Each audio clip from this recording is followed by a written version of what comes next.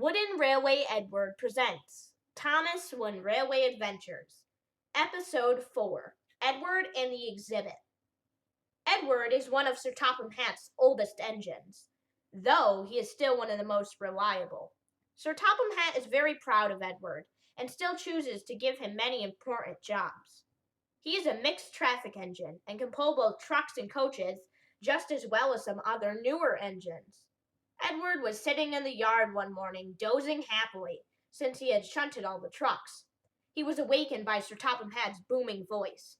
"Please excuse my startling intrusion, Edward," said Sir Topham Hatt, "but I have some urgent news. I'm sure you've heard about the new museum opening up.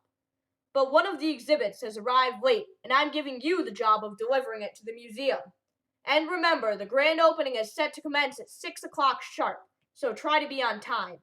You can pick it up at the docks." Edward was excited. He had needed a vacation from Bill and Ben, and it had been long overdue. Finally, he had gotten the chance. He pondered over what the special delivery might be. When he got to the docks, he had a pleasant surprise.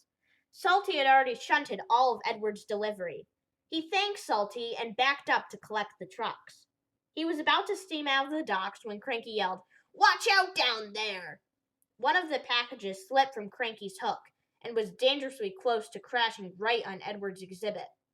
Edward acted fast. With some quick thinking and a strong jerk, Edward pulled into a siding, avoiding the falling menace.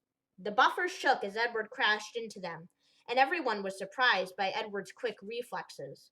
Even Cranky exclaimed, "Wow, that was pretty good for a little mite." This was surprising, coming from the always grumpy Crane, and though the last bit was questionable, nonetheless, it put a small grin on Edward's face. After eyeing Cranky, Salty put in, "Yes, that was very brave move, Edward. Very reliable, too." Once again, Edward thanked the diesel, and this time Cranky didn't drop yet another piece of cargo. As Edward continued east, he enjoyed the scenery and was humming happily to himself. He started to brake as he approached the transfer yard. He knew it was a busy place and didn't want to get into an accident. Soon, though, he would realize he would have to stop much faster. As he rounded a bend, he came to a nasty surprise. Percy was up ahead on the turntable. "Help! I'm stuck! The turntable is jammed and I'm derailed," Percy pleaded. "Percy's right. We've been stuck in this siding for hours, and I'm behind on my work," explained Oliver. Edward was still out of breath from braking just before the turntable, but in due time said, "Oh, I'm so sorry. I didn't see you."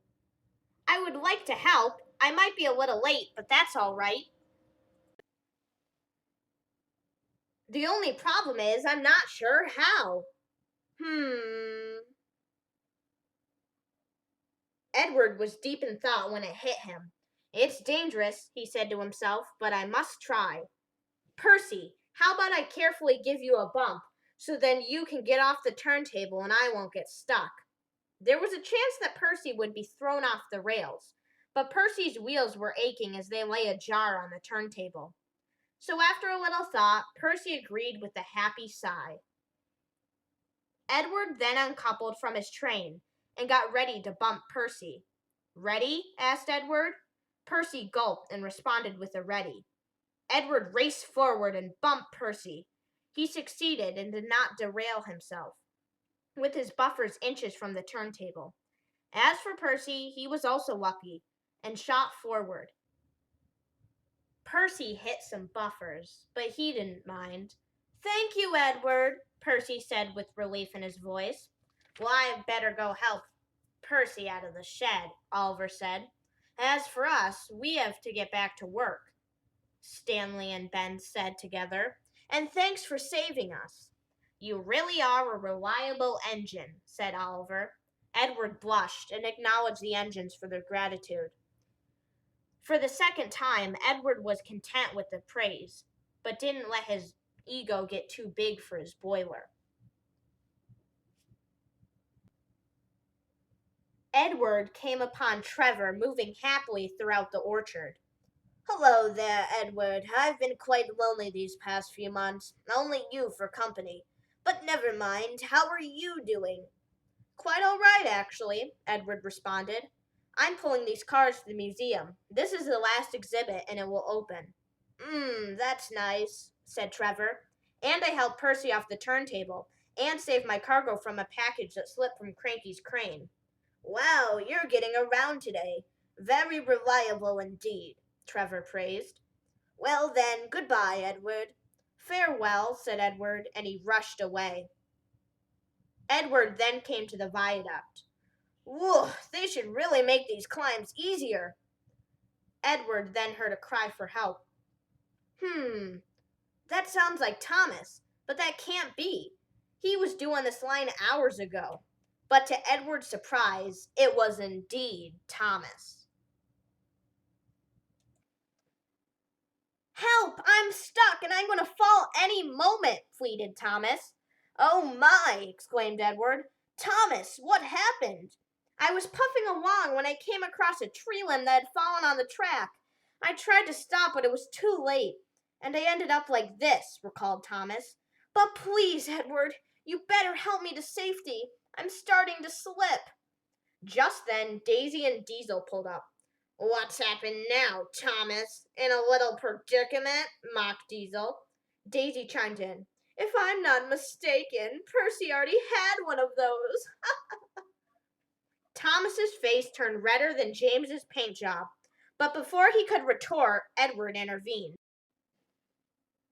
This is no time for playing around, you two, scolded Edward. You will have to find another route. Thomas, I'll start by taking away Annie and Clarabelle. Edward did as he said and left Thomas's coaches at a switch. He himself moved on to the other line and started explaining his plan to Thomas. In order to make sure we both don't fall, I will have to try something risky and push you back on the rails by coming up on my rails, said Edward. When Thomas agreed, Edward moved into action. As he carefully advanced, Thomas slowly made contact with the rails. All Edward needed to do now was switch on the other set of tracks and pull Thomas to safety. What can I ever do to repay you? Asked Thomas. Oh, nothing, silly.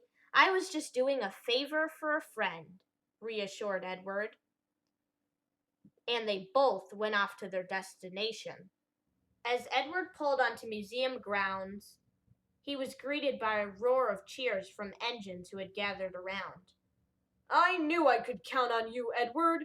You are a really reliable engine, praised Sir Topham Hatt.